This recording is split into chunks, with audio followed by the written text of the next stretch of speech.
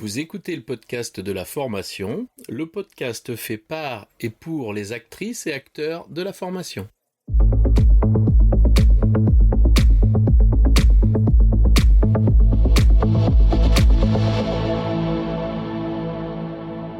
Bonjour et bienvenue. Je suis ravi de vous recevoir sur le podcast de la formation, dédié aux formatrices qui souhaitent profiter de retours d'expériences terrain qui fonctionnent et de stratégies détaillées étape par étape. Chaque épisode vous permet de mettre en place des actions immédiates et d'obtenir des résultats efficaces et concrets. Bonjour et bienvenue sur le podcast de la formation.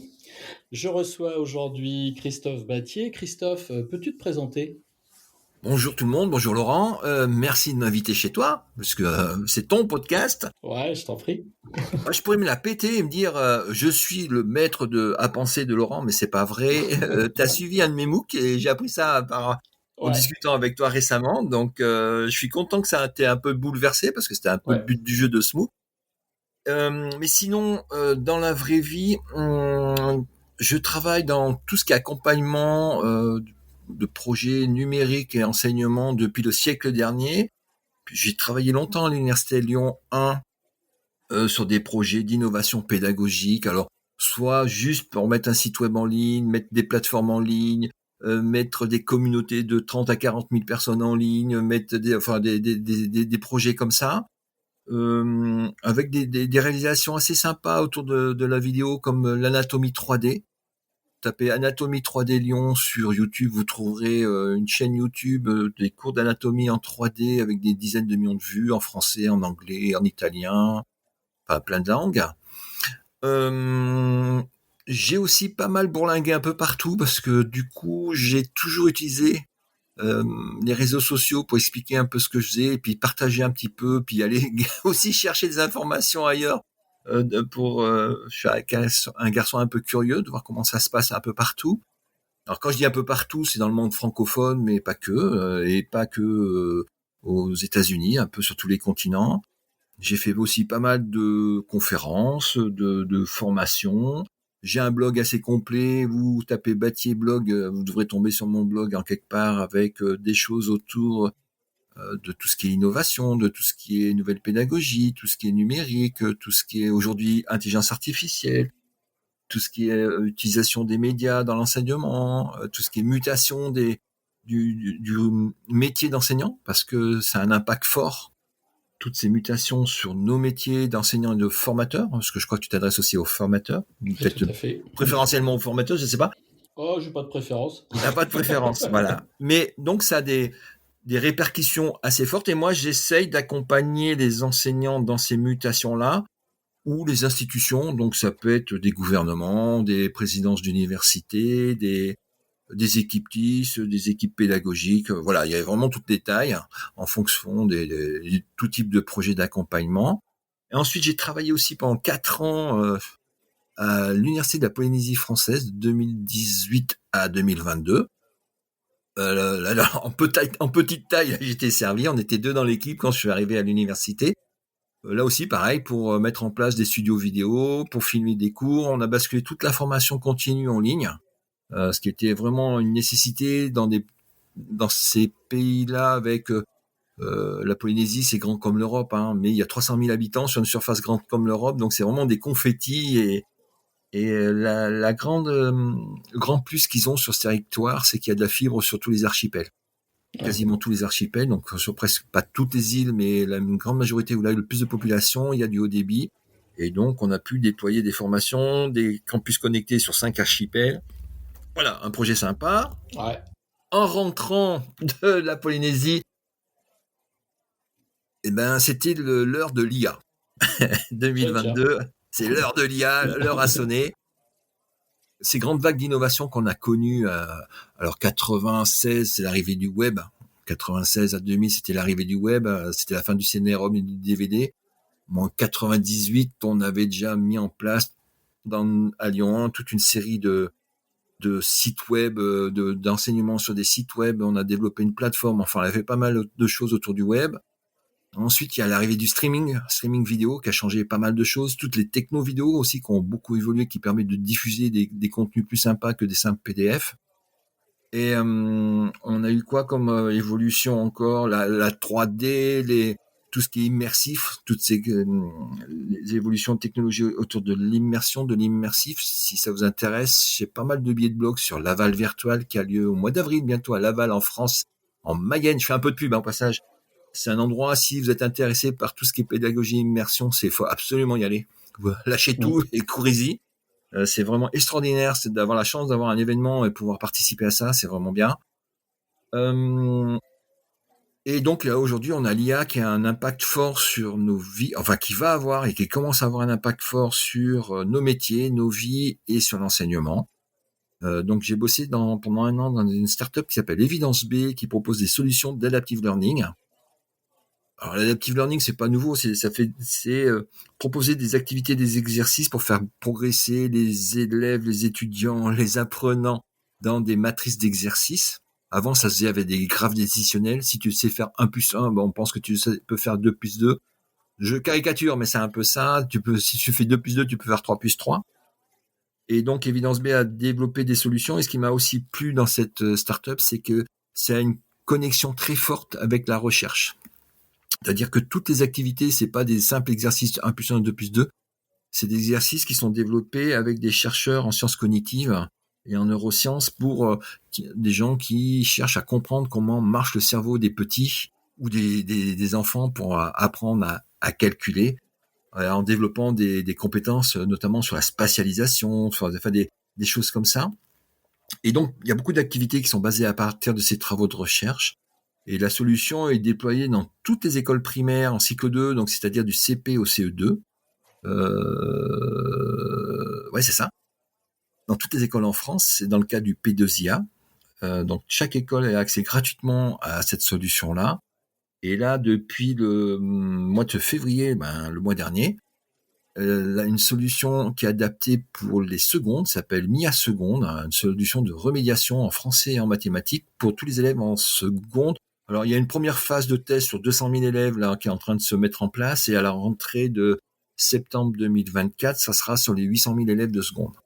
Et en même temps, pendant ce temps-là, moi, j'ai participé à un déploiement sur New York, parce que le New York District School, c'est quand même 1 million d'élèves, a choisi la solution aussi sur New York. Donc, j'ai aidé à participer à mettre en place l'équipe sur New York. Et j'ai piloté plusieurs projets aussi sur l'Afrique, où on teste cette solution, notamment au Sénégal, Côte d'Ivoire, pour voir un petit peu comment on peut déployer ça dans ces solutions-là dans des écosystèmes pédagogiques et technologiques un peu différents de ce qu'on a en Europe ou aux États-Unis. Voilà un peu pour mon parcours. Et puis, quand j'ai un peu de temps, participe aussi à plusieurs communautés. Moi, j'aime bien le travail communautaire, notamment autour de Ludovia. Ça fait plusieurs années que je participe à des Ludovia qui sont des rassemblements de formateurs, d'enseignants, de chercheurs autour de tout ce qui est nouvelles technologies, usage du numérique en classe, de la maternelle à l'entreprise, en passant par l'université.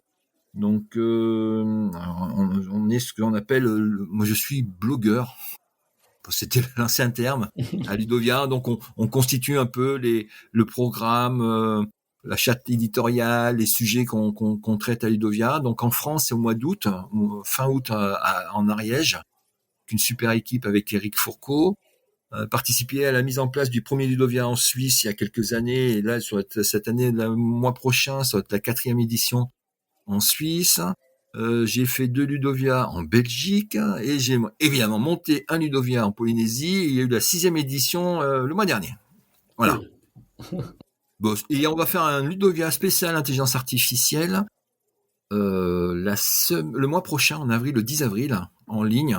L'impact de l'IA dans les métiers de l'éducation. Voilà, l'impact de l'IA en classe. Donc c'est un sujet. Et en ce moment, donc j'ai lâché l'entreprise, la start-up. Je suis retourné à l'université Lyon 1. Je suis autour de la direction du numérique. Je m'occupe de tout ce qui est IA à l'université pour voir qu'est-ce qu'on peut faire avec ces trucs-là dans nos institutions pour aider les étudiants, pour aider les personnels techniques autour des usages, pour faciliter, changer les métiers qu'on a à l'université. Bah voilà, j'ai fait un petit résumé. J'ai été trop long, 9 minutes. Oh mince. Non, c'est cool. Bah, c'est bien, ça nous permet de voir un petit peu ton panel et l'évolution aussi qu'il y a, hein, de se tenir au courant de de toute cette évolution, de ce qui fait notre vie quotidienne, hein. Mais bon, sur un peu plus de 2 ans, voilà. Et dis-moi du coup, Christophe, de quoi tu veux nous parler alors aujourd'hui? Aujourd'hui, on doit parler de vidéos. On va parler de vidéos pédagogiques, plus précisément. Parce que comme j'ai évoqué, ça a été un moment. Les technologies ont fortement évolué. Faire de la vidéo, il y a avant les années 2000, même 2010, c'était une galère. Il fallait une équipe, il fallait des équipements, il fallait des bandes de montage, il fallait des caméras, il fallait dérusher, il fallait numériser, il fallait monter, il fallait faire de la post-prod. C'était compliqué, c'était long, c'était cher. Et toutes ces technologies-là ont fortement évolué. Rien qu'à voir la qualité des webcams maintenant sur les ordinateurs, on peut se voir, on peut faire des trucs sympas avec des petites webcams qui sont incluses dans nos ordis. Le streaming a changé la donne sur Internet et sur nos vies. Hein. L'impact de YouTube, c'est juste inconcevable. Ça fait partie de la vie courante, mais faut rappeler les chiffres. C'est 200 heures de vidéos qui se déposent par minute en ce moment sur YouTube. 200 heures de vidéos par minute. Alors, c'est-à-dire que si on s'arrête pendant 1 minute, on veut regarder toutes les vidéos déposées sur YouTube pendant 1 minute, il faut plus de 10 jours. Enfin, à peu près 10 jours. Alors, on va me dire, oui, mais monsieur Battier, sur ces 200 heures, il y a bien 150 heures de chats qui tombent des chaises. Ah, je suis d'accord avec vous. C'est possible. Il y a même peut-être pire que ça. Mais vous avez tous les cours de toutes les universités. Mais vous avez des contenus des documentaires d'Arte, vous avez des interviews des start-upers, vous avez tous les gens qui font de l'IA en ce moment, il y a toutes leurs interviews, les détails des algorithmes qu'ils font, il y a plein de tutos, il y a plein de formations, il y a plein de présentations, il y a plein des émissions historiques, même pour des contenus pour présenter à des élèves, mais c'est hallucinant. Ouais. Allez regarder, enfin, on utilise trop YouTube pour le divertissement et pas assez comme un outil sérieux, alors que ça peut être vraiment un outil super intéressant pour les formations et pour les formateurs et pour les apprenants. Alors ça s'est un peu détérioré parce qu'il y a beaucoup trop de pubs maintenant. Ouais, Donc depuis il faut peu tout là, mais il c'est faut chiant, toujours hein. emballer ça dans une plateforme pour pas que les étudiants soient dispersés parce que si on est vite parti ailleurs. Donc rester focus sur le contenu, mais c'est quelque chose qui est vraiment impressionnant, tout ce qu'on peut trouver en vidéo, tous les cours du Collège de France. Enfin, c'est comme on a appris à se faire une bibliographie d'articles scientifiques. Moi, je conseille toujours aux enseignants, aux formateurs avec qui je travaille, avant de se lancer dans la production de vidéos, allez voir tout ce qui existe, tout ce qu'il y a, et faites-vous des playlists. Hein, quand on a un Gmail, on a un compte sur YouTube, et quand on a un compte sur YouTube, on peut se faire des listes de cours, de contenus intéressants à voir ou à revoir, et catégoriser ça un petit peu. Et le faire directement sur YouTube, ça fait gagner du temps parce que si vous le retrouvez sur votre application, sur votre iPad, sur votre téléphone portable, etc., etc. Donc ça permet de faire pas mal de choses. Et ça donne des idées, ça donne du contenu, voilà. Tu vois, c'est assez marrant parce que j'avais proposé moi des vidéos à mes étudiants. Ils me disaient, monsieur, mais c'est pas vous qui l'avez faite alors la vidéo? Bah, j'ai pourquoi voulez-vous que je refasse un truc moins bien que ce qui existe tout fait? Et ça fait penser aussi que l'enseignant a une désappropriation de la connaissance. Et là, pour la transmettre, pas forcément pour la détenir. C'est une autre Oui, façon de percevoir les choses, c'est de dire, moi, j'ai pas honte de leur dire, écoute, c'était mieux que ce que j'aurais pu faire. C'est... mais alors là, tout de suite, je mets l'eau là. Allez-y.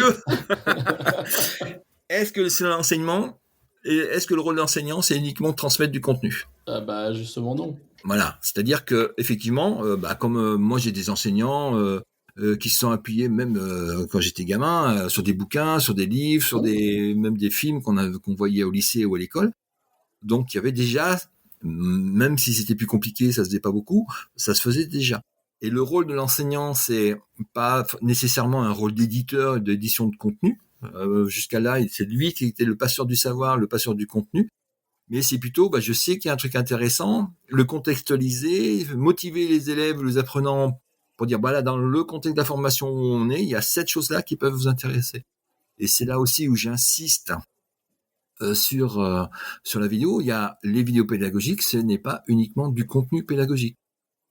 Là, on en a parlé que de ça, parce qu'il y a plein de choses qui existent, on peut en faire, parce que c'est quand même le cœur du cours, c'est le contenu, hein, l'activité, l'expert métier qui vient raconter son savoir-faire, l'expert, le connaisseur d'une loi, d'un truc juridique qui vient le présenter, etc., etc.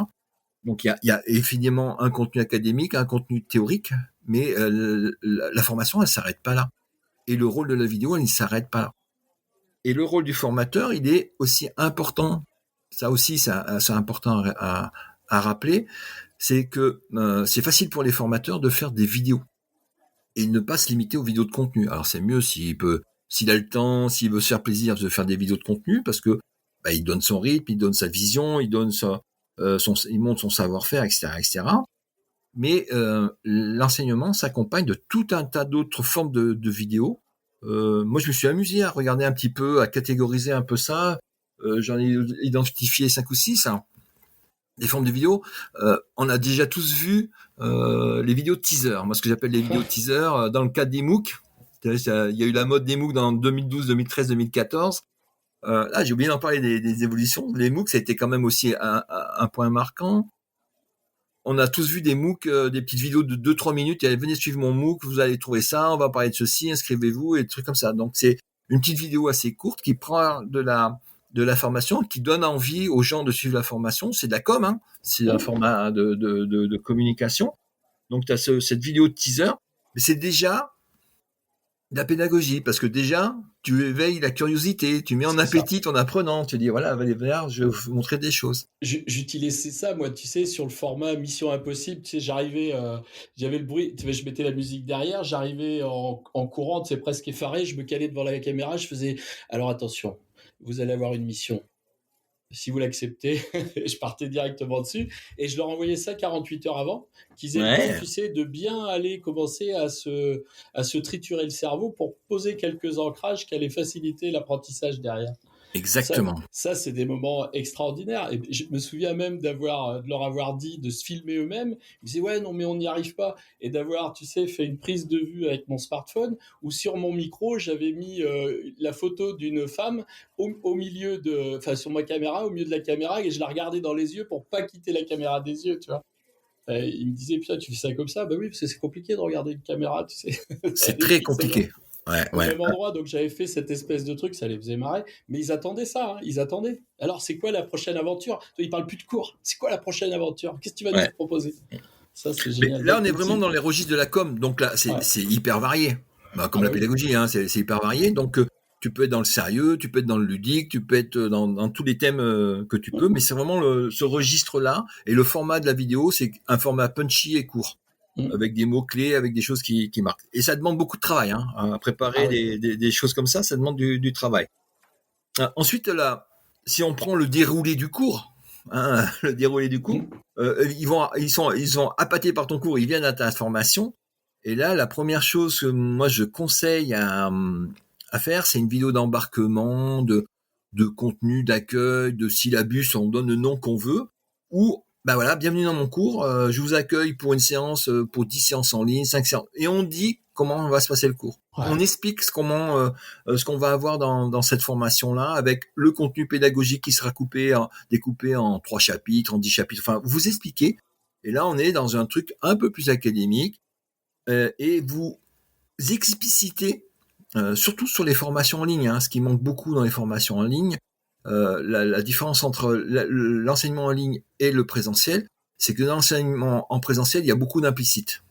Quand vous rentrez quand un formateur rentre dans une salle de classe, il y a énormément d'implicites, par la posture des élèves, des apprenants. Celui qui est au fond de la classe, on voit tout de suite s'il est là pour le radiateur, s'il est là pour nuire, s'il est là pour passer son temps, et ceux qui sont au premier rang, on voit tout de suite s'ils ont envie, s'ils sont motivés, l'œil qui brille, etc., etc.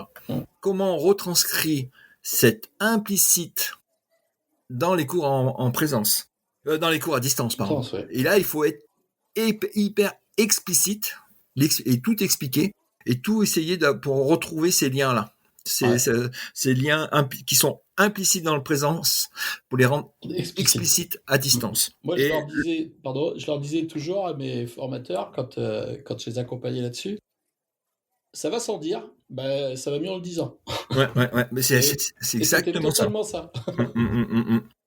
C'est parce qu'il n'y a plus d'implicite dans l'enseignement à Ah oui. distance, tout doit être Et, et, explicité. et du coup, on se rend compte, quand on se livre à cet exercice en tant que formateur, que effectivement, tout le non-verbal, tout ce que tu vois, toute cette petite attention que tu as, eh ben, tu fais pas attention, mais c'est hyper présent. Et du coup, c'est compliqué de se mettre dans une dimension où ils sont pas là, il faut quand même amener l'information.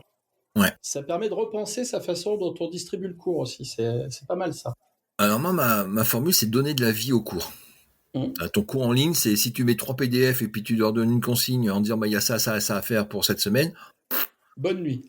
Voilà, Bonne nuit les petits. c'est boring. Alors, donc tu as ton syllabus où tu vas donner le déroulé de tout ton cours.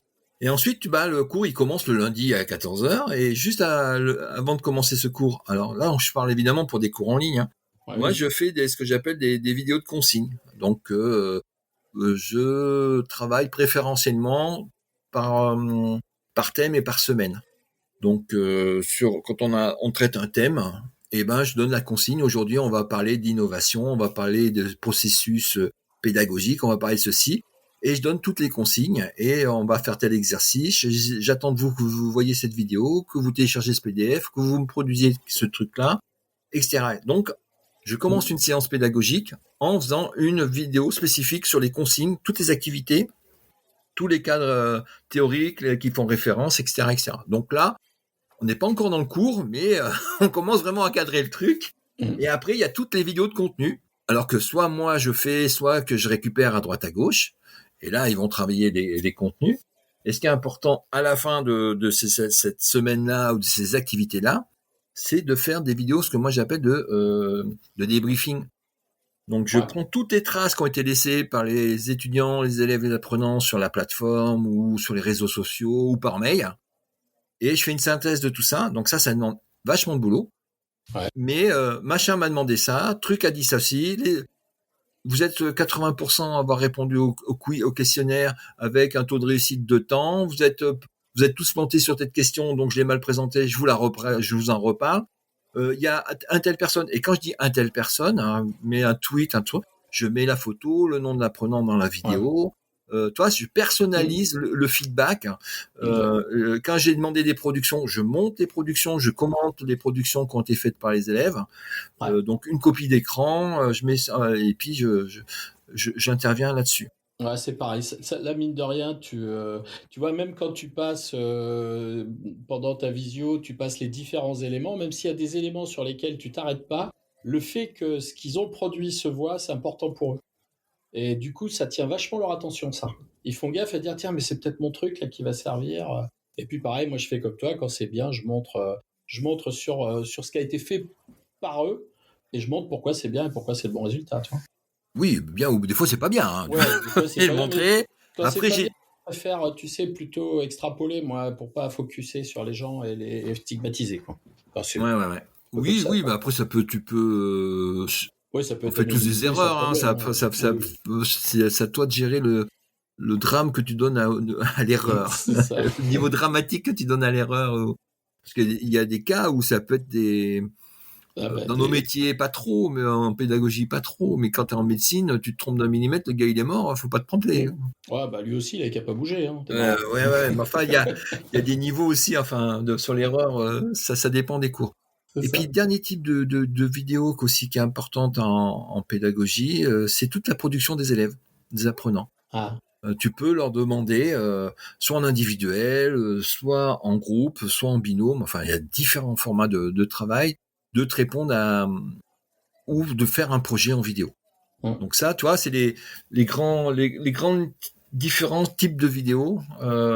Il y en a qui sont dans le registre de la communication, le teaser. Il y en a qui sont dans le registre de la motivation, c'est sur le syllabus, ça se projette. Tu dis, ah, voilà, l'élève, il dit, ouais, je vais me projeter sur mon cours va durer 1 mois, 2 mois, 3 mois, 6 mois. J'aurai ça à faire, je vais voir ce qu'il y a, ça va donner telle compétence.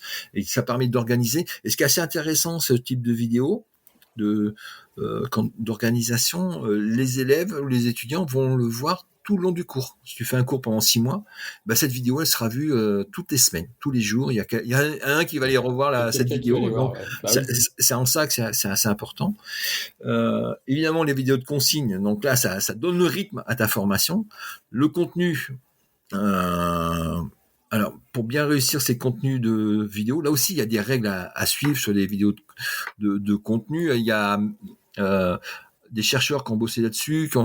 C'est Mayer qui a fait les 12 principes de Mayer qui ont été publiés. D'ailleurs, il y a des super vidéos des collègues Jeff de l'université de Lausanne. Hein. Vous tapez sur YouTube les 12 principes de Mayer en vidéo et je tomberai sur un petit bijou de vidéos pédagogiques qui explique bien ça. Donc, ça va intégrer les 12 principes de Mayer.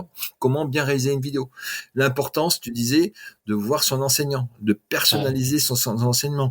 L'importance aussi dans les vidéos de la communication non verbale, de faire vivre sa pédagogie, pas uniquement par la voix, pas uniquement par l'image, mais par tout le mouvement qu'on peut mettre dedans. L'idéal, le format idéal, c'est des vidéos que tu fais dans des studios type RapidMOOC où tu es incrusté dans ton contenu et on peut te voir, c'est ce qu'on appelle le plan américain, c'est ça, où ton corps devient une animation PowerPoint, où tu peux jouer avec les objets que tu fais intervenir dans ton PowerPoint. Et donc là, c'est quand on regarde l'impact de ces vidéos, parce que alors, toutes les plateformes ne le permettent pas, mais tu avais des plateformes, même sur YouTube, tu peux l'avoir, la durée de visualisation de la vidéo, le nombre d'étudiants qui viennent sur la vidéo, etc., etc. Le nombre de fois où ils reviennent aussi. C'est assez hallucinant. Moi, j'avais fait des petites études, des petits retours sur des cours de pharmacie 4e année. Certaines vidéos étaient vues 6 fois par étudiant. Sur des trucs de 40 minutes, hein. Donc, ça veut dire qu'ils y c'est vont, des vidéos de contenu, hein. Et c'est là aussi, on dit la vidéo pédagogique doit faire 5 minutes. Non, c'est pas vrai. Vous voyez que la vidéo pédagogique, il y a plein de formats différents. Le teaser, c'est plutôt court, c'est max 2 minutes, 3 minutes. La vidéo de contenu de cours en elle-même, c'est quelque chose qui peut être beaucoup plus long parce que l'élève, lui, il peut faire stop, il peut revenir en arrière ou l'apprenant en rien. Mais moi, je conseille pas de faire des choses trop longues. Alors, pas uniquement d'un point de vue pédagogique, parce que ça, c'est l'apprenant qui gère son temps, mais si pour vous, producteur de vidéo, c'est si vous plantez votre vidéo, vous êtes tout refaire, c'est du boulot. Et si l'année suivante, il y a juste 5 minutes que vous dites, ça, c'est pas bon, je veux pas l'utiliser, vous êtes obligé de refaire 40 minutes. Alors, si vous avez découpé des vidéos en tranches de 15-20 minutes, il n'y en a qu'une à refaire et pas tout à refaire. Vous voyez, là, il y a des petites astuces aussi côté enseignant, c'est que une fois que vous avez produit ces vidéos, les consignes d'une année sur l'autre, ça peut être à peu près les mêmes, les contenus, ça peut être à peu près les mêmes, le teaser, ça demande beaucoup moins de boulot et vous aurez plus de temps sur le suivi personnalisé, plus de temps sur les feedbacks, sur les retours, voilà. Et donc, ça change un peu le métier d'enseignant, c'est-à-dire qu'au départ, on est centré sur la production du contenu, de faire un beau cours, comme on a l'habitude, entre guillemets, de vouloir faire un truc bien chiadé, comme on faisait des beaux PowerPoint, des beaux PDF, on peut faire des belles vidéos. Mais l'année suivante, si les vidéos sont réussies, elles ont eu un impact, il y a moins à refaire, mais il y a toujours à refaire, entre 10 et 20% chaque année à refaire. Mais on peut avoir beaucoup plus de temps sur tout ce qui est débriefing, feedback, accompagnement, personnalisation, remédiation, etc. etc. Voilà. Tu vois, moi, l'autre jour, on en discutait tous les deux. Moi, j'ai été jusqu'à faire les feedbacks en vidéo. C'est-à-dire que je reçois les questions. J'affiche, tu sais, comme une pancarte avec la question et j'y réponds en vidéo. Ça va très très vite pour faire du feedback personnalisé. Tu vois, je me concentre sur un mercredi matin pour faire ça. Je récupère les questions. Tu vois, le mardi, il pose les questions. Quand tu dis personnalisé, tu l'envoies qu'à l'étudiant ou à toute la classe? Il y a plusieurs solutions. Soit tu peux le mettre dans une fac globale au départ, tu l'envoies sur un groupe. Mais après, tu t'organises une fac et t'envoies. Je leur apprends à toujours poser les questions de la même façon, de manière à les archiver dans une fac, parce que tu vas te rendre compte que première année, tu as plein de questions. La deuxième année, tu as 90% des questions qui ont été posées déjà. Donc là, c'est pareil. Et de garder cette capacité qu'ils ont de les récupérer en retapant dans un moteur de recherche comment faire cela, comment faire ceci, pourquoi faire ceci, pourquoi faire cela. Tu les retrouves très très vite. Et moi, j'aime bien les personnaliser. Tu sais, j'aime bien dire, bah, écoute, là, j'ai eu cette question. Puis je mets le prénom, tu vois, et puis je dis, ben voilà, la réponse c'est Exactement, ouais. ça. Et là, en vérité, ça m'emmerdait de répondre et d'écrire. Je perdais du temps. Après, j'ai dit, je vais parler, parce que bon, podcast audio, ça va, j'adore ça. Et puis je me suis dit, non, mais c'est pas assez. Il faut que je lui parle en le regardant, le gars. Ouais, Et ça a un impact énorme, énorme. ouais. Sur la motivation. Ouais, et puis toi, tu peux en taper un maximum. C'est pour répondre à 10 questions, faut pas 3 heures, hein. Mm. Ça va hyper vite. Moi, j'ai vu ouais, j'ai testé, on a joué tous avec ces outils-là, mais la première fois où j'ai eu un impact très très fort avec les vidéos, c'était sur une vidéo de consigne, sur une deuxième séance, sur un cours entièrement en ligne à des étudiants qui étaient sur mon campus à l'Université de Lyon. Et j'avais commencé le cours la semaine 1 et j'avais, je sais pas, sur 50 inscrits, il y en a 40 qui étaient venus, il m'en manquait 10. Donc la deuxième semaine, tu commences à râler, les gars, il y en a 10 qui n'ont pas travaillé, il faudrait peut-être vous y mettre, là, c'est important. Et la troisième semaine, il me manque encore 5. Et là, j'étais jeune et fougueux à l'époque. Je mettais la photo de mes élèves, des étudiants qui s'étaient pas connectés avec un mot wanted dans Western. Je dis bon, là, si vous les croisez dans le couloir, faut leur dire qu'il faut bosser maintenant, hein, et ça suffit. Allez, on y va. Ah ben, une heure après, j'avais des mots d'excuses. Hein. Ah, mais je savais pas, je devais travailler. Tu vois. Bon, ouais, c'est un peu lourdingue, mais c'était très très. Et, tu vois, tu peux avoir un impact hyper fort. Il y a une autre chose aussi que j'ai appris. On a fait tous des erreurs. Hein. C'est au démarrage. Les premières fois que j'ai fait faire des vidéos aux étudiants, c'était dans les années 2008-2009, quand ils commençaient à avoir des smartphones, quand ils commençaient à pouvoir monter par eux-mêmes, des choses comme ça. Donc là, ça date un petit peu, mais faut que tu aies dans ton public, tu aies une certaine maturité technologique pour arriver à maîtriser un peu la vidéo. Alors, c'est peut-être pas dans tous les publics, mais ça, maintenant, dès le lycée, tu arrives à faire des choses sympas. Hein. Et dans tous les pays, hein, il y a toujours un qui a un smartphone, qui a de bonne qualité, il y a toujours dans le groupe qui sait bricoler, qui sait faire un peu de montage, etc., etc. Et la première fois que je suis parti dans un délire, les gars, on va faire des vidéos, j'ai donné des consignes. Bon, vous allez me faire une vidéo, je vous mets 3 thèmes ou je sais pas, ils étaient en IUT, j'ai dû donner 10 thèmes dans un wiki. Vous choisissez les thèmes et vous me faites la vidéo, puis vous les montrez la semaine prochaine. C'était des cours une fois en présence, une fois à distance. Et la prochaine fois qu'on se voit, on regardera les vidéos ensemble. Et au bout d'une semaine, les autres collègues de l'IUT me rappellent, ils me disent, non, mais qu'est-ce que tu as fait à tes élèves? Qu'est-ce que tu as mis comme projet? On les voit plus en cours, ils sont débordés parce que tu as... Ben non, moi j'aurais demandé de faire une petite vidéo, 3-4 minutes. Ah non, mais jour et nuit ils y bossent, on les voit plus, ils viennent plus parce que tu leur as donné un gros projet. Ah merde, tu vois, j'avais pas été assez explicite. J'ai dit, faites-moi une petite vidéo sympa. Et ils ont passé mais des jours et nuits entiers à faire des trucs. Et c'est la première fois que j'ai demandé des travaux à mes élèves. Alors là, ça leur a bouffé un temps fabuleux, mais j'étais scotché par les retours, c'était absolument génial. Bon, après, j'ai bridé parce que je dis, vous passez pas plus de temps, donnez des consignes, la vidéo doit pas faire plus de 2 minutes, ne me programmer, parce qu'il y en a qui étaient allés jusqu'à me programmer des environnements 3D avec des avatars qui se baladaient dedans, enfin, c'était parti en délire. Hein. Ne me faites pas ça, faites des choses simples, juste des questions, mettez-vous en situation assez rapidement, ça doit pas demander plus de temps de travail par élève. Donc, tu vois, on fait tous des boulettes. Et la première fois que j'ai passé des consignes, faites-moi une vidéo, j'ai pas cadré. Et mon attente et le travail étudiant, j'ai pas été assez explicite.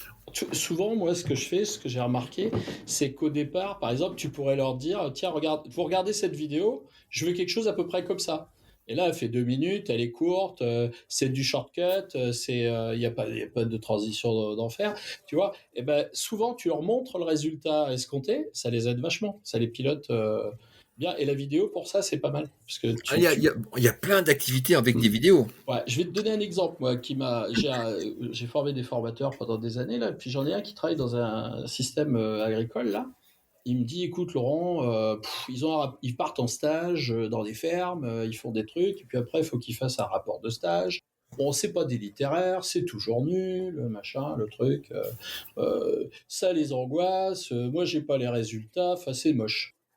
Et en déconnant, je lui dis, écoute, ils ont tous des smartphones, t'as qu'à leur dire qu'il faut qu'ils, pendant qu'ils sont en stage, qu'ils filment ce qui leur paraît important. Un truc incroyable. Moi, il m'a fait venir pour un gars qui était dans un élevage de bovins sur les vélages. Un gamin, il m'a dit celui-là, d'abord, c'est pas le plus loquace et c'est pas le meilleur en littérature, hein. Mais il me dit Ouais. par contre, il nous a fait un truc. Il a fait qu'assembler des bouts de vidéo, hein. Il n'a pas fait de montage. C'est pas le mec, c'est pas Avatar, hein, qui nous a fait. Ouais. Et il me disait incroyable, ce gars-là, comment il est venu nous présenter ce qu'il avait fait. Parce que c'était ça le truc. Ouais.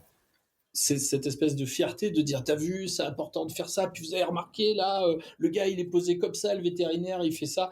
Et il m'a dit c'était incroyable la dynamique que ça avait créé autour de ce contenu là, tu vois. Alors Et que là, quand tu leur disais de rendre le ouais. rapport de stage, ils y baissaient tous la tête, tu sais. Oui, parce qu'on aborde un sujet un peu compliqué, c'est les nouvelles compétences des élèves. Ah ouais. Et des étudiants et des apprenants. C'était que les nouvelles générations, ils n'ont pas les mêmes codes que les générations d'avant. Ils sont moins dans l'écrit, ils sont plus dans l'oral, ils sont plus dans la mise en scène, ils sont plus dans l'image. Et ça, si tu leur demandes un rapport, ces compétences-là, tu les utilises pas. Ah oui. Tu utilises des compétences qu'ils n'ont pas envie, qui les motivent pas, qui pensent passéistes, etc., etc. Après, c'est peut-être important dans certains métiers d'avoir ces compétences de rédaction, de réflexion, de poser en écriture. Mais dans les métiers, comme tu décris, techniques, pouvoir expliquer, montrer des choses, c'est peut-être plus important que de savoir les écrire. Mmh. Et donc là, on est sur de nouvelles compétences, et avec ces outils-là, on peut, comme tu le dis, il y a des élèves, des étudiants, des apprenants qui vont pouvoir montrer ce qu'ils savent faire, leur savoir-faire, et vraiment exploiter ces nouvelles compétences-là. Enfin, je dis nouvelles, elles sont plus trop nouvelles, mais c'est par rapport à un rapport, elles sont nouvelles, quoi. Voilà, et puis toi, dans l'évaluation que tu fais en tant que formateur, tu vois bien s'il a retenu l'essentiel, quoi. Exactement. Qu'est-ce qu'il doit retenir? Est-ce que ce qu'il montre, c'est ce qui doit être retenu? Ben ça, c'est un super système d'évaluation, ça. Et puis ça doit être scénarisé, ça doit être argumenté, ça doit y avoir un déroulé. Tu peux aussi le cadrer. Pour cadrer ces travaux-là, quand on a beaucoup d'étudiants, quand on demande une production, j'ai des cas avec des classes de 120 élèves, des cas des cohortes d'étudiants de plusieurs dizaines. Tu vas pas demander à chaque un de faire une vidéo individuelle parce qu'à corriger, t'as 120 élèves, 3 minutes chacun, tu vois. Ça te fait les vacances, quoi. T'es content. Donc l'idée, c'est aussi de travailler en groupe et de leur faire des travaux de groupe. Donc, tu as des formats assez sympas de Web TV, d'animer chacun un petit journal sur la formation, d'animer des Peshakusha. Les Peshakusha, c'est des tu le fais sur peshakusha.org, tu verras, tu as des milliers de vidéos un peu comme sur YouTube. C'est un format de présentation, tu as 20 slides et 20 secondes par slide. Donc tu dois avoir ta rhétorique visuelle et orale doit être synchronisée, et donc tu as tes slides qui montrent une notion, un concept, et puis tu décris ton cours, enfin tu donnes un sujet et tu t'obliges l'étudiant à répondre en Peshakusha, ou les étudiants à répondre en Peshakusha. Et là, ils s'organisent, il y en a un qui fait la slide 1, l'autre qui fait la slide 2, mais il faut que ça soit cohérent, il faut que ça raconte une histoire, il faut que ça soit construit, il faut que ça soit écrit. Et tu vas sur peshakusha.org ou tape Peshakusha sur YouTube, tu verras plein de présentations de ce mode-là. Et au départ, ils crient au scandale que tu les brides et tout ça, mais en fait, c'est hyper structurant, parce que ça leur donne un cadre, et ça leur donne une durée. Et en travail collaboratif, c'est quelque chose d'assez génial à faire avec des groupes, parce que là, ta consigne, elle est précise. Tu vois, tu as 6 minutes 40, ta slide elle dure, vous changez, faut que ça soit... Et tu travailles sur la communication, sur l'oral, sur le déroulé du truc, et ils se focalisent plus sur la forme, mais vraiment sur le contenu. Voilà. Ouais. Donc c'est des petites astuces qui marchent vachement bien, qui permettent de faire travailler plusieurs groupes sur un Peshakusha. On peut mettre jusqu'à 10-15 élèves, personne dessus. C'est des choses qui marchent super bien. Et pour aussi, si on est dans le cadre de la production élève et apprenant, moi je mets toujours en place des workflows de production. Alors ça veut dire quoi? Tu mets dans les plateformes, ça peut être des wikis, ça peut être des blogs, ça peut être des espaces de rédaction où tu peux gérer ça maintenant sur des outils comme Notion. C'est génial. Tu te crées une tâche, tu dis voilà, la première semaine vous devez faire le storytelling et puis t'as accès au texte. Ensuite vous devez commencer à argumenter, à faire les références biblio, à faire les machins. Et il commence à alimenter des choses et toi tu retrouves les éléments à l'intérieur et tu peux discuter par rapport à ça. Dire vous êtes sur la bonne voie, vous n'êtes pas sur la bonne voie. Ils commencent à produire entre eux, donc ils peuvent déposer les vidéos, les rushs, et puis après il y en a qui vont commencer à faire la post-prod. Donc tu vois, tu les outils aussi pour travailler dans cette dimension-là, quelque chose qui se construit, ils peuvent le visualiser, ils peuvent le mettre en application ensuite dans leur métier de tous les jours. Oui, et puis ça vient renforcer toutes les soft skills de collaboration, de Ah bah comment là, on oui. négocie, de comment on décide, est-ce qu'on collabore, est-ce qu'on coopère. Enfin, c'est des notions essentielles qui sont recherchées dans le monde du travail. Si vous faites ça sur un Moodle, ça va être une tannée à monter parce que c'est pas fait pour. Vous allez passer des jours à programmer ça. Ça se fait, je l'ai fait, mais voilà. Sur un Notion, je suis pas sûr que ça soit très RGPD, mais en 3 minutes, vous faites 10 fois mieux. C'est voilà. l'idée, ouais. Et en plus, Notion, on peut le partager comme un mini site web. On peut vraiment faire ce qu'on veut, quoi. Ouais, c'est assez hallucinant, tout ce qu'on peut faire avec ça. Ouais. Nous, on a commencé à bosser avec quand on a si tu as fait une causerie là-dessus, mais ça vaudrait peut-être le coup de... Ouais, ça vaudrait peut-être le coup qu'on y aille, parce que moi, j'en suis un fervent utilisateur. Et moi, je suis venu dessus après avoir testé tout ce qui se faisait, une dizaine d'outils pour l'entreprise. Et la capacité qu'on a à partager et à tout mettre sans restriction, c'était ça, c'est du drag and drop, tout ce que tu veux, quoi. Ouais, et puis il y a un côté assez hallucinant où, comment ça s'appelle, de mise en abîme du contenu. Tu sais, quand tu filmes un miroir qui est dans un miroir et ça s'arrête plus. Là, tu mets, par exemple, ta base de données, ça peut être aussi un Trello, ça peut être aussi un wiki, ça peut être aussi, chaque élément dans ta base peut être une page wiki, et chaque élément est accessible par web, tu peux le partager, chaque base de données peut avoir plusieurs vues, une vue, tu peux la donner à un tel, une autre vue, tu peux la donner à un autre, tu fais des extractions dans tous les sens, tu peux mettre des taquets de gestion de projet dessus, Ouais, il a du Gantt intégré, on a tout, quoi. On a tout pour bosser avec ce truc-là. Puis après, la dimension d'intégrer des bases de données dans des bases de données aussi, ça c'est un truc justement pour faire ces mises en abîme. Et donc, là, et ce qui est aussi intéressant pour les gens qui connaissent pas, on va sur YouTube et paf, Notion, tuto et Allez, et Notion, formation complète, je fais de la pub, Shubham qui vous propose, Shubham Sharma qui vous propose une formation Notion complète et gratuite. C'est un truc, j'adore comme il présente ses cours, c'est super attractif, il sourit tout le temps, c'est un mec super gentil. Ça peut consommer sans modération. Et donc, balancer vos élèves, vos étudiants, vos apprenants là-dedans, c'est hyper formateur. Parce que tu sais, toi, les éléments structurants, les éléments, tu peux donner des trames comme ça, et ça permet de cadrer la production de contenu, et toi d'avoir un suivi. Parce que nous, le rôle d'accompagnant, c'est de voir. De voir le processus. S'il part bien sur le bon rail, s'il s'égare pas entre temps et des choses comme ça. Donc, si on structure ça, on peut suivre le processus. Et ça, c'est dans le cas de cette production de vidéos étudiantes, c'est hyper important. Je vais en revenir aussi. Je suis bavard. Je t'en prie. On est là pour causer. Mais des fois, sur deux choses aussi importantes, c'est sur la production de contenu de la part d'enseignants, et ensuite la post-production. J'en ai pas encore assez à parler, ou des usages et des partages quand je dis post-production, c'est pas dans le sens où je mets des sous-titres, où je mets de la musique et je fais du montage. C'est, j'ai réalisé ma vidéo. Est-ce que je la laisse à mes élèves uniquement, ou je la diffuse à d'autres institutions, et comment je la diffuse? Mais sur la réalisation, je vais d'abord parler de la réalisation.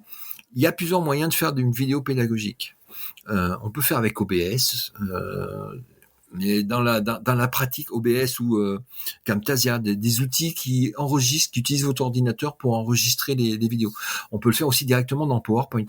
Dans PowerPoint, il y a un petit bouton, enregistrer ma présentation, vous faites votre blabla, vous déroulez votre vidéo, à la fin, vous stoppez la présentation, ça fait un MP4, hop, vous la poussez en ligne. Ou alors, dans votre PowerPoint, vous mettez des vidéos, vous mettez du son, vous mettez des choses, et puis au fur et à mesure, et puis à la fin, vous faites enregistrer en MP4. Donc, il y a soit le synchrone sur la synchrone sur PowerPoint. avec OBS, on peut mélanger des scènes, on peut faire pas mal de choses, des captures d'écran. Camtasia, c'est un logiciel de capture d'écran. On peut remettre ça, même avec OBS, sa petite webcam, des trucs comme ça. Donc ça, les trucs basiques, mais et simplifié. Il y a même des sites web maintenant. Il y a plein de sites web qui font comme une espèce de Zoom. On s'enregistre sur le site.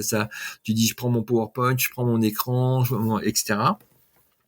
Mais dans la pratique, quand on a des communautés d'enseignants, il y a que 10-15% max des enseignants qui arrivent à se dépatouiller avec ce bazar-là. Ouais. Et le rendu est pas toujours de super qualité. Il y en a qui arrivent en y passant du temps. Ça manque d'uniformité aussi. Sur les institutions, ça peut manquer d'uniformité. Ouais, c'est ce qu'on remarque. Et surtout, ça manque de vie. C'est-à-dire que c'est des trucs un peu figés, c'est un peu lourdingue à mettre en place. Donc, il faut voir dans les institutions si votre institution investit dans un petit studio vidéo, un truc comme ça, où là, vous avez juste votre préoccupation à faire la vidéo. Et après, elle est poussée en ligne et puis c'est basta, c'est plus votre. Enfin, c'est un gain de temps pour l'enseignant qui peut être assez considérable. Moi, je sais que j'ai monté plein de studios vidéo dans différentes institutions. Avec des systèmes de réservation en ligne, de badge magnétique pour que le prof y rentre quand il veut, parce qu'il y en a qui venaient la nuit, il y en a qui venaient le samedi, le dimanche. Faut qu'ils soient autonomes. Comme ça, moi, je vais pas venir travailler la nuit, les accompagner le samedi, le dimanche. Une fois, j'ai monté, un truc en 5 minutes, une fois il a compris comment ça marche, il se débrouille tout seul. Et c'est beaucoup plus simple que un OBS qui démarre pas tout le temps, qui se met à jour, gna gna gna gna gna. Ton ordi qui plante. Ouais. Avoir des solutions comme ça à alors, proposer, c'est plus sympa. Il y a quoi comme solution? Tu fais quoi là? Tu crées un studio, tu mets les caméras en place et tu as un disjoncteur et tu appuies sur on? Ou c'est quoi un petit peu qu'on va trouver comme. Alors, il y a des universités qui font ça avec OBS. Ouais. Avec un fond vert, t'arrives, tu fais contrôle machin, contrôle S, contrôle start ou je sais plus quoi. Donc ils ont fait une série de, une série de codes sur le clavier. Donc la personne est sur les claviers et ça démarre. Donc ils ont mis, je crois il y a une université qui a mis une dizaine de studios comme ça. Hein. Avec un OBS, une caméra qui est branchée sur le truc. Il y a des bidouilles maison, il y a des moi j'ai monté des gros studios, on avait un gros studio à Lyon avec 3 caméras, une grosse régie TriCaster qui coûtait des dizaines de milliers d'euros. Avec un fond vert de 20 mètres carrés, mais on faisait 3-4 heures de vidéo par mois là-dedans, donc c'était pas terrible. T'as des solutions intégrées comme RapidMook et comme Calizé, je sais pas s'ils proposent encore Calizé, à l'époque ils faisaient ça, où là c'est tout dans une boîte. T'arrives, t'as un grand écran devant toi, puis t'appuies sur le bouton démarrer tout, pouf, ça allume les lumières, le son, la caméra et l'ordinateur. Et tu dis je m'appelle machin, tu t'identifies si t'es connecté avec ton ENT. Donc du coup, ça poussera tes vidéos dans la bonne plateforme de vidéo de ton établissement, dans ton endroit à toi, si tu veux. T'appuies sur le bouton, tu branches ton PowerPoint ou ton ordinateur si tu veux faire un tuto, ce que tu as à ton écran, et toi, tu te retrouves incrusté dans ton écran. Donc, tu as des solutions qui font ça. Ouais, ça et c'est celle-là qui marche le mieux. Hein. Bon, c'est peut-être pas les moins chers. OBS, c'est beaucoup moins cher. Mais à terme, à gérer quand on encadre des équipes, c'est celle-là la plus sympa à mettre en place. Parce que OBS, quand tu arrives dessus la première fois, effectivement, les scènes, les changements de scène, moi je vois déjà quand j'utilise OBS, on traque à deux, puisqu'il y en a un quand même qui est de l'autre côté, sur le clavier, qui fait les changements de scène. Les changements de vue des caméras, etc., etc.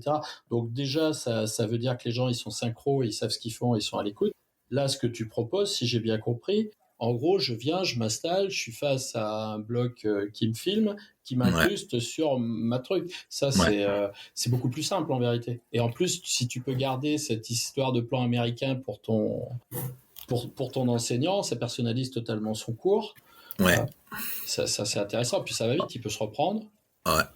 Là, sur des studios comme ça, on arrivait à produire jusqu'à 10 heures de vidéos exploitables par jour. C'est énorme. Hein. Parce que, tu vois, je discutais avec l'autre jour un gars de chez Uno, là, qui est une boîte qui fait de la production vidéo et de la formation, qui produit ses vidéos.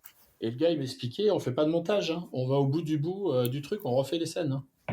Parce qu'il dit, on préfère refaire une scène quand le gars y est, plutôt que de faire des cuts, repasser tout dans Premiere ou dans n'importe quel logiciel, DaVinci Resolve ou autre. Il dit non, on perd plus de temps, c'est fini ça. Hein. On fait du one shot, on prend jusqu'à temps que ça soit parfait. Oui, Et du coup, ils ont mis en place des petites stratégies sur des petites thématiques très courtes qui filment avec un petit cut, hein, parce qu'au bout de 3 minutes, 4 minutes, tu as perdu un peu ce que tu voulais dire. Tu commences à t'écouter quoi, au bout de 3-4 minutes pour voir si tu es bon. Mais le problème, c'est que tu réfléchis plus à ce que tu as à dire. Ça dépend. Après, j'ai des consignes, c'est-à-dire que je prenais rarement un enseignant plus d'1 heure par jour dans un studio comme ça. Ouais, voilà. Parce que ça demande beaucoup de concentration, de temps, de maîtriser son cours. Mais ce qui est sympa aussi, si les studios est un peu grand, c'est que l'enseignant retrouve son style. T'as celui qui est posé, qui bouge pas, qui est assez académique, avec son un peu monocorde. Bon, il est comme ça en présentiel, il sera comme ça sur la vidéo. Puis des énervés comme moi qui vont dans tous les sens, qui en interaction avec ses contenus, des trucs comme ça. Et ça, les enseignants, ils aiment bien, même s'ils sont dans un cadre. Chacun, ils peuvent trouver sa position dans le cadre. Ils se reconnaissent. Tu vois, ça me donne une idée parce que ça, on l'a pas travaillé nous sur le podcast de la formation. Je vais voir pour justement se rapprocher de ce type d'outils pour voir un petit peu, pour que ceux qui l'utilisent, qui le conçoivent et tout ça, ils nous en parlent. Je pense que ce serait une bonne idée. Qu'est-ce que t'en penses? Un contact ma petite femme ou là-dessus pour te donner les. Écoute, tu me fileras ses coordonnées. Elle bosse chez Rapidbook, hein, elle fait des trucs. Écoute, dans ce cas-là, c'est très bien. Ouais, parce que j'ai vraiment envie de partager ça avec nos auditeurs parce que en réalité, il faut qu'ils aient cette approche. On parle bien sûr de massification là, de vidéos. On parle de pluri-utilisateurs. Entre guillemets, comment dire, on enlève le côté expert de la vidéo, tu vois, pour produire du contenu, quoi. C'est ça. Ouais, tu te focalises sur le contenu. Et le contenu est de qualité parce que le son est nickel et l'image est nickel. Parce que c'est ça qui compte. Il faut qu'un dispositif qui valorise l'image de l'enseignant. Si vous faites des vidéos chez vous, que on entend le bruit de la machine à laver derrière, que y a les petits oiseaux, que le micro il est pas top, etc., vous serez pas content de la production, les élèves non plus, ou les étudiants. Ça fait amateur, il faut vraiment, quelque part. Ouais, il faut un truc de qualité. Et l'autre intérêt aussi sur des outils comme ça, c'est que quand tu as un expert contenu, par exemple, lui qui fait pas beaucoup de formation, il en fait 10 heures dans l'année, ça valorise son image parce qu'il peut repartir avec la vidéo sur sa clé USB, la donner à sa famille, la donner à d'autres, l'utiliser dans d'autres contextes que le tien. Et donc il y a un vrai intérêt aussi de valorisation de ces moments-là pour les enseignants, pour les formateurs, pour tes experts contenus, pour dans la formation continue. Il y a un jeu aussi. Moi j'ai trouvé que ça a un impact fort parce que quand tu produis des trucs pas terribles, tu les gardes pas tu les gardes 1 an ou 2 puis après tu les jettes quoi. Si tu as un truc, une belle vidéo qui est bien faite, tu as passé beaucoup de temps et tu es content du rendu, tu la gardes. Ouais, puis je crois aussi que c'est important de valoriser notre expert qui vient parce que pour lui c'est pas toujours une partie de plaisir, hein. Mais du coup il vient, il repart avec son expertise et puis quand tu les interroges après dans l'interaction que tu as eue avec eux, en vérité, ils sont hyper contents d'être venus partager ce qu'ils savent. Ouais, parce qu'ils ont appris quelque chose, ils repartent avec un truc qui est valorisant et valorisable. Alors c'est là où je voulais en venir aussi, c'est une fois que tu as créé ta vidéo, c'est à l'exploitation avec tes étudiants, tes apprenants, tes élèves, mais tu as un autre type d'exploitation qui est aussi possible, qui est dans la valorisation de ton image à toi. Ouais. Oui, dans ton C'est-à-dire que tu as fait un contenu qui est de qualité, pourquoi se limiter à ses étudiants, ses apprenants? Pourquoi ne pas en faire une image de marque? Pourquoi ne pas le mettre sur un YouTube, sur un Vimeo, sur un Dailymotion, ou sur un LinkedIn pour montrer ses compétences? Alors peut-être pas l'intégralité d'un cours d'1 heure, mais il y a des moments, des chapitres, des résumés, des pitchs ou des trucs qui peuvent être intéressants qu'on peut réutiliser et se valoriser. Et se créer... chaque formateur, chaque expert se crée une zone YouTube, parce que YouTube c'est pas uniquement des vidéos qui sont publiques, elle peut aussi les mettre en non répertoriés et les diffuser à un moment d'une formation, sur une formation en ligne, elle peut les ouvrir, les fermer quand il veut. Enfin, il y a plein de potentialités qui sont hyper intéressantes aussi, qui donnent une autre perspective à nos enseignants. C'est pas one shot quoi. Ouais, c'est ça. On fait pas une fois pour toutes. Ça c'est super intéressant parce que dans cette espèce d'interaction, mon image, la facilité de la mettre en œuvre, la réexploitation c'est super important, hein. Tu le disais tout à l'heure, mais quand tu as créé les cours une première année, l'année d'après, entre guillemets, c'est de l'update. Hein. Tu as dit 10-15% de modifs et on capitalise. Tu n'es pas obligé de répéter la même chose alors que tu vas répéter la même chose dans ton cours. Hein. T'as pas de... Ça se dit pas forcément de la même façon, mais c'est encore de... En vérité, tu massifies pas les choses. Il faut penser à cette scalabilité de nos interventions. Ça l'aide énormément, ça, je pense. Mais ça, c'est important parce que ça, tu vois, si tu rentres dans cette logique-là, tu sors de la logique diffusion de contenu, passeur de contenu pour devenir accompagnant de tes apprenants. C'est ça. Toi, mais oui, mais tout le monde n'est pas capable de faire ça. Tous les formateurs, tous les enseignants sont pas capables d'avoir ce rôle-là parce que c'est changer de métier. Hein. Tout à fait. Et c'est difficile, hein, mais en même temps, la valeur ajoutée de l'enseignant, elle est là, quoi. Ouais. Et en vérité, tu crois que c'est difficile, c'est souvent des représentations. Moi, les gens que j'ai accompagnés pour changer cette posture-là, au début, ils ont énormément peur. Ils ont peur d'être pas capables de répondre aux questions qu'on leur pose. Je leur dis déjà, tu n'as pas l'obligation de répondre à toutes les questions, tu peux faire du frigo et répondre demain, si vraiment tu as envie de répondre quelque chose de précis et que tu n'as pas la précision. Mais tu as surtout cette capacité d'être disponible au questionnement et à l'écoute du questionnement de tes apprenants.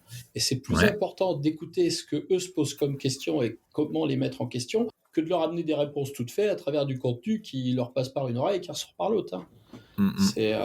Moi, j'avais utilisé une vidéo, là, il fallait qu'on parle de la réforme de la formation professionnelle et notamment de la dimension de la formation en situation de travail. J'avais fait 2 groupes d'étudiants, là, j'avais travaillé avec un centre à Paris, là, et je leur ai dit de regarder la vidéo, de faire 2 groupes, un qui était contre la FEST et l'autre qui était pour, et de venir débattre en visio, pas quelque chose en présentiel. Écoute, on a eu un débat d'une extrêmement grande qualité.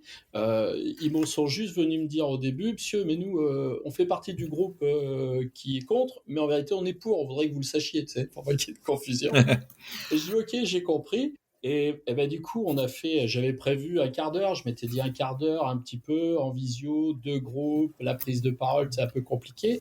On a fait 45 minutes.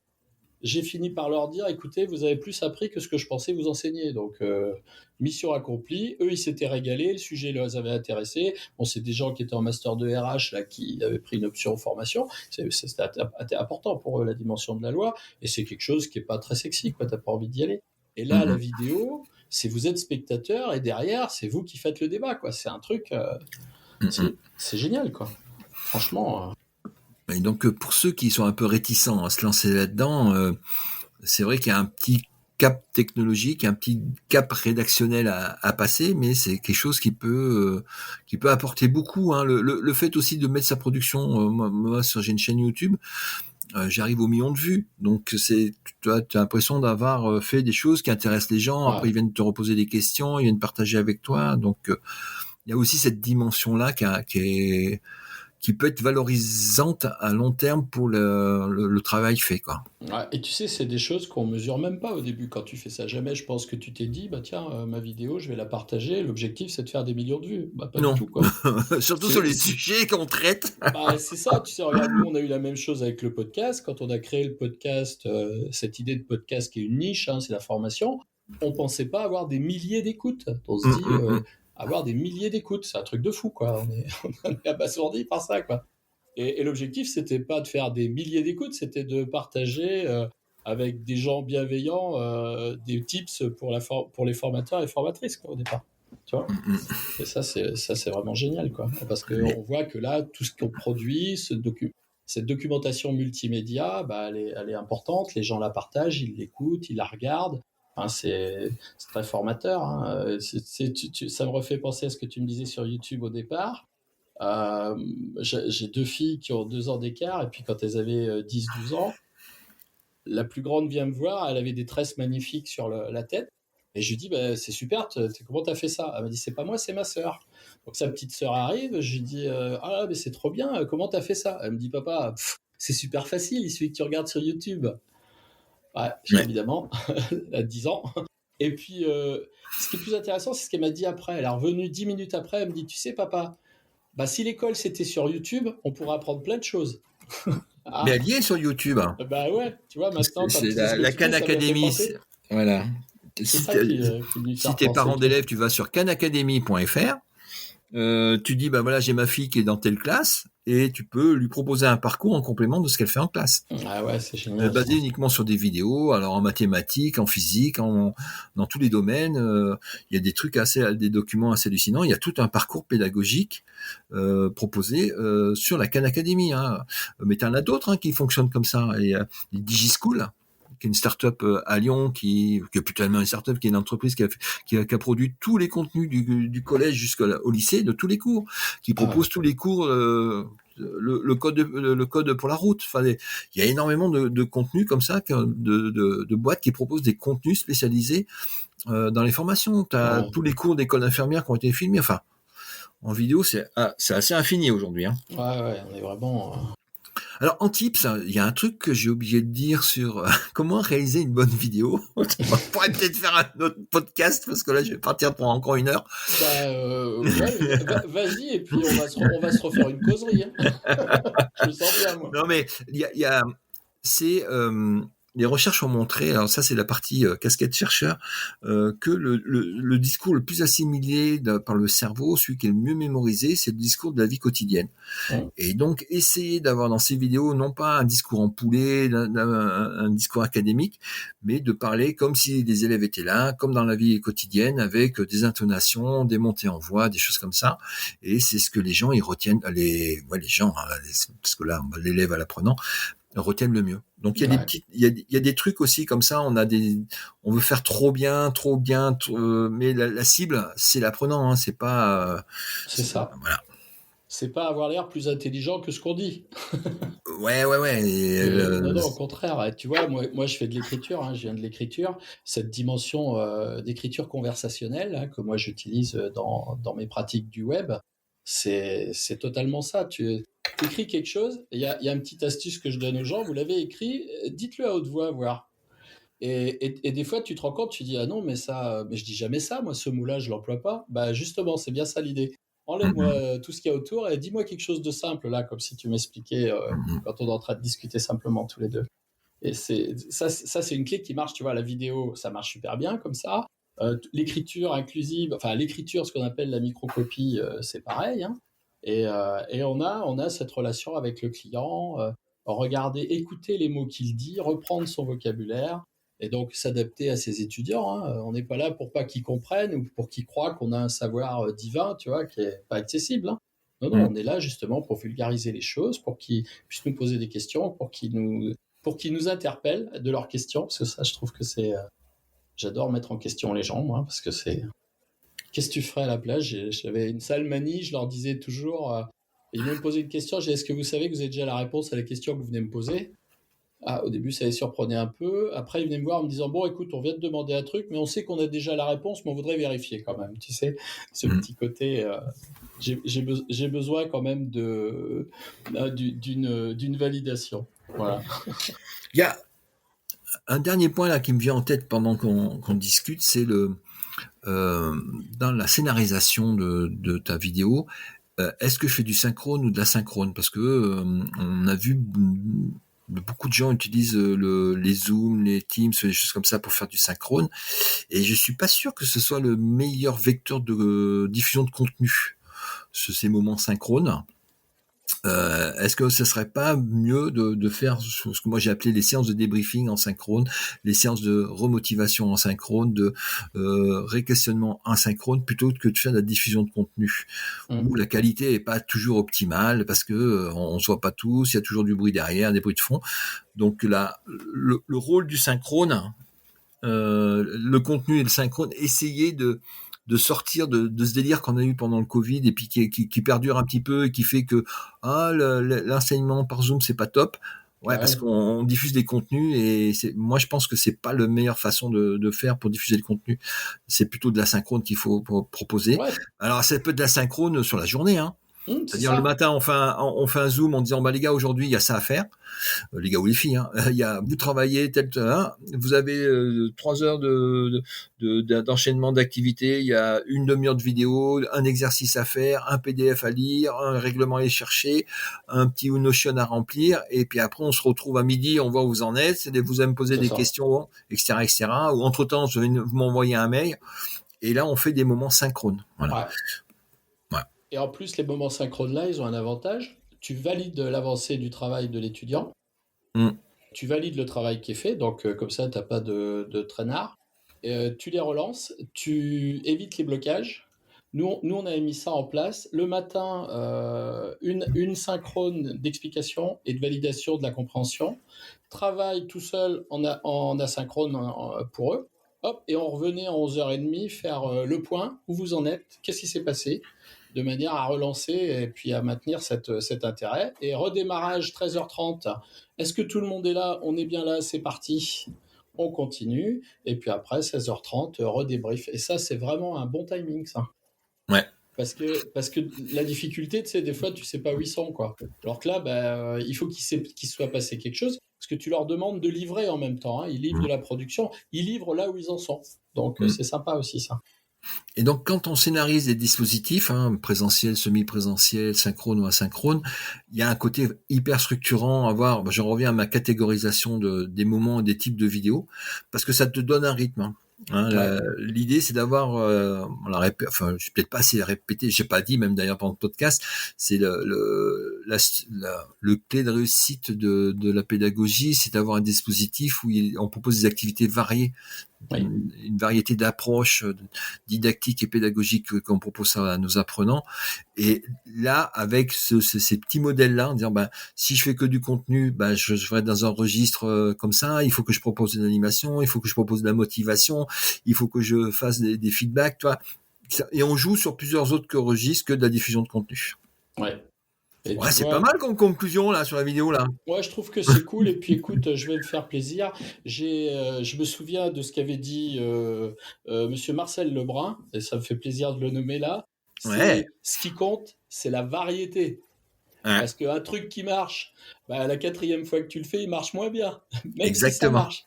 Et Ouais. du coup, ça c'est quelque chose. Ça c'est quelque chose qui m'a fait beaucoup travailler l'esprit, moi. Parce qu'effectivement, quand ça marche, t'es vachement content. Et là, tu te dis, il faut quand même que je change. Donc, ça te fait repenser ton approche pédagogique. Il y avait une conférence, un personnage un peu comme Marcel, mais encore plus truculent, je sais pas si tu connais, il s'appelle Pierre Dilambourg. Ah non, alors là, non. Tu connais pas Pierrot. Pierre, c'est... je pourrais... taper Pierre Dilambourg. Il n'y a pas beaucoup de conférences filmées de Pierre, parce que c'est des moments à vivre en direct, c'est assez hallucinant. Il en avait fait une extraordinaire qui s'appelait la samarchologie. On est en plein de ce que tu es en train de dire, où il avait mis en équation les facteurs de réussite dans une classe, qui avait été filmé au premier Ludovia suisse, et ils ont pas mis ça sur YouTube, et je le déplore, c'était sur une chaîne éducative suisse qui a fermé depuis sur leur serveur à eux, et là on a perdu un grand moment. Mais Pierre Dilambourg, il a aussi dans cette veine-là de Marcel, la mise en pratique de ce qui se passe et autour de l'usage du numérique en classe. C'est quelqu'un qui est d'une créativité énorme. Ah, super. Si tu connais pas, je vais aller voir. Je t'enverrai, il faut que je retrouve. Mais c'est dommage parce que c'est quelqu'un qui est pas assez connu, parce que je sais pas s'il il fait des super conférences, mais je les retrouve jamais en ligne. Et ça, c'est ballot. Oui. Ballot. Alors, quand il s'est fait filmer, la conférence a été perdue, tu vois. La seule fois où je dis que la samarchologie, on l'a gardé 3-4 années en ligne, et je m'en servais souvent, et j'aurais dû la pirater, ça, parce que, souvent on se dit, sur YouTube, il y a des super trucs, je les retrouve pas. Il y a plein d'astuces pour récupérer les vidéos. Ouais. On n'a pas le droit, mais je vous conseille quand même, c'est comme des bons livres. Oui. Du bon vin, le mettre dans le coin dans la cave, le mettre dans un coin sur votre disque dur, ça fait pas de mal, parce que le jour où vous l'avez plus, où vous êtes en présentiel et puis il n'y a pas de réseau, c'est toujours bon d'avoir sous le coude. Ouais, c'est ça. Voilà. Écoute, Christophe, je te remercie. J'espère que, comme moi, nos auditeurs ont pris beaucoup de plaisir, ont appris plein de choses. Et puis, écoute, on n'est pas à même de pas refaire une petite causerie quand même. Ouais, petite, une heure. Si ça te dit, on va faire un petit teaser là. Moi, je suis partant, moi. J'ai plein de trucs à raconter sur tout ce qui est intelligence artificielle, ça me branche bien. Ouais, écoute, on pourrait y aller sur l'intelligence artificielle. C'est un sujet que j'ai pas abordé, parce que j'arrive pas à me faire aux experts autoproclamés ça fait 15 jours que j'ai acheté le livre et que je sais faire. Par contre, une vision beaucoup plus large des usages, comment ça peut être appréhendé, les différents éléments, tout ce qui peut être autour de la RGPD, vraiment de la création de contenu, de l'optimisation de qui on est, bah, écoute, je pense que ça sera un super sujet à faire. Tu as Ouais. l'air en plein dedans, donc je pense que je ne vais pas hésiter Ah bah, à ça te fait réinviter rapidement. ça fait 2 ans que je gratte là. Et moi, ce qui m'intéresse aussi, c'est l'impact sur le processus de changement. Ah oui. C'est ça, toi, je t'ai parlé du web, je t'ai parlé du streaming vidéo, je t'ai parlé des techno vidéo. Ça a un impact sur et c'est ça qui m'intéresse. Peut-être pas tant la technique, c'est bien de vous regarder un petit peu la technique. Moi, je vois 2-3 trucs en IA. Je suis pas expert en IA, mais quand je suis pas expert, je connais des gens qui peuvent me donner des trucs. Là, maintenant, j'ai un petit carnet d'adresses assez sympa.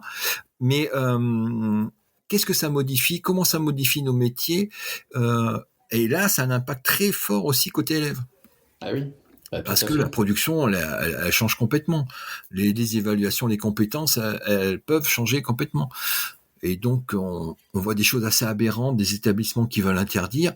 Ouais, c'est fou. Bon, bah, c'est les gamins qui font un mur de sable quand la marée, elle monte, quoi.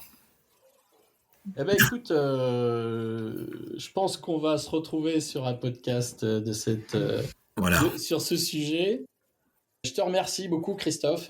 Et puis, écoute, je souhaite à nos auditeurs une bonne écoute et à très bientôt sur le podcast de la formation.